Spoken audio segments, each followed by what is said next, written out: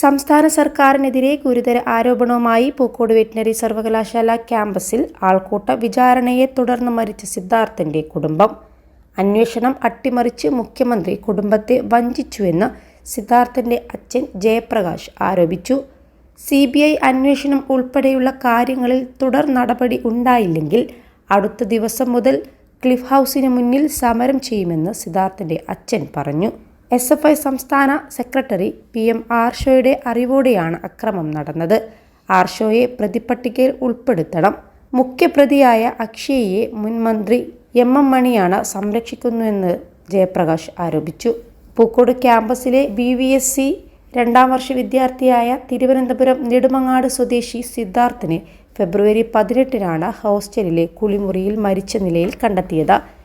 Valentine's day ദിനാചരണവുമായി ബന്ധപ്പെട്ട് കോളേജിലുണ്ടായ തർക്കത്തെ തുടർന്ന് കോളേജിൽ വെച്ച് സിദ്ധാർത്ഥിന് ക്രൂരമർദ്ദനവും ആൾക്കൂട്ട വിചാരണയും നേരിടേണ്ടി വന്നു എന്നാണ് പരാതി. ആക്രമണം ആസൂത്രണം ചെയ്തത് പ്രധാന പ്രതിയെന്ന് പോലീസും വ്യക്തമാക്കിയിരുന്നു. പോലീസ് അന്വേഷണം ആരംഭിച്ചപ്പോൾ പ്രതികളെ ഹോസ്റ്റലിൽ നിന്നും സസ്പെൻഡ് ചെയ്തിരുന്നു. മരണവുമായി ബന്ധപ്പെട്ട കാര്യങ്ങളും തെളിവെടുപ്പുമാണ് ഇപ്പോൾ പോലീസിന് മുന്നിലുള്ളതെന്നും രാഷ്ട്രീയ വിഷയങ്ങളിൽ പ്രതികരിക്കാനില്ലെന്നും അന്വേഷണ ഉദ്യോഗസ്ഥർ വ്യക്തമാക്കിയിരുന്നു.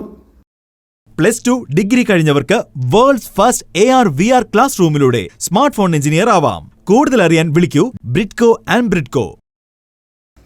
സിദ്ധാർത്ഥന്റെ മരണത്തിലെ ദുരൂഹത പുറത്തു കൊണ്ടുവരണമെന്ന് ആവശ്യപ്പെട്ട് കുടുംബം ADGPക്ക് പരാതി നൽകിയിരുന്നു. ഇതിനിടെ നീതി തേടി മാതാപിതാക്കൾ സമരത്തിന് ഒരുങ്ങുകയാണെന്ന് വ്യക്തമാക്കിയിരുന്നു.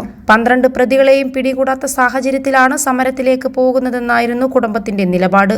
ഒളിവിലാണെന്ന് പറയുന്ന പ്രതികൾ കോളേജിന്റെ വാട്സ്ആപ്പ് ഗ്രൂപ്പുകളിൽ സജീവമാണെന്നും കുടുംബം ആരോപിച്ചിരുന്നു. ആത്മഹത്യ എന്നായിരുന്നു സിദ്ധാർത്ഥിന്റെ മരണത്തിൽ പ്രാഥമിക നിഗമനം. മറ്റൊരു വിദ്യാർത്ഥിയാണ് കുടുംബത്തെ മരണവിവരം അറിയിച്ചിരുന്നത്. കോളേജ് അധികൃതരുടെ ഭീഷണിയെ തുടർന്നാണ് സത്യം വിദ്യാർത്ഥികൾ പുറത്തു പറയാത്തതെന്നും സിദ്ധാർത്ഥിന്റെ പിതാവ് പ്രതികരിച്ചിരുന്നു. പോസ്റ്റ്മോർട്ടം റിപ്പോർട്ട് പുറത്തു വന്നതോടെയാണ് സിദ്ധാർത്ഥ് ക്രൂരമർദ്ദനത്തിന് ഇരയായെന്ന് തെളിഞ്ഞത്. സിദ്ധാർത്ഥിന്റെ ശരീരത്തിലാകെ മർദ്ദനമേറ്റ പാടുകളുമുണ്ടായിരുന്നു. മരണത്തിന്റെ 2-3 ദിവസം മുമ്പുണ്ടായ പരിക്കുകളാണിതെന്നും വ്യക്തമായിട്ടുണ്ട്. തലക്കും താടിയലിനും മുതുകിനും ക്ഷതമേറ്റിട്ടുണ്ട്. അതേസമയം തൂങ്ങിമരണമാണെന്നും പോസ്റ്റ്മോർട്ടം റിപ്പോർട്ടിൽ സ്ഥിരീകരിച്ചിട്ടുണ്ട്. 21 ലക്ഷത്തോളം സന്തുഷ്ടരായ ഉപഭോക്താക്കളും 2 ലക്ഷത്തോളം തിമിര ശസ്ത്രക്രിയകളും പൂർത്തിയാക്കിയ മലബാറിലെ ഏക കണ്ണാശുപത്രി അൽ സലാമ ഹൈ ഹോസ്പിറ്റൽ റോഡ് പെരിന്തൽമണ്ണ.